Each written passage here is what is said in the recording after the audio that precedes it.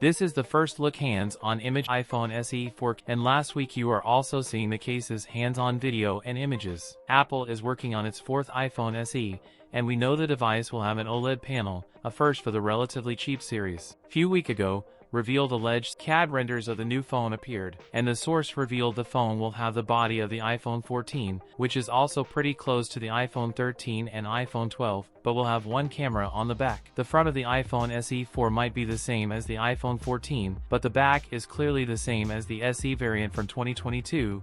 The big unknown is whether Apple will keep the dated 12MP sensor or will introduce a more powerful camera capable of night mode, which was missing last time. These CAD renders do not have an action button or mute switch next to the volume keys.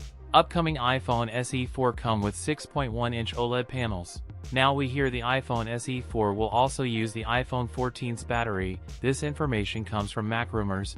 iPhone SE series is known for the outdated hardwares, because Apple used the old hardware to reduce the price, which are significantly lower compared to the regular phones. That is why we used to see regular gap between each SE model. iPhone SE 4 expect to launch very soon. That's it for today's video. If you enjoyed it, don't forget to like, comment, and subscribe for more content. Thanks for watching, and I'll see you in the next one.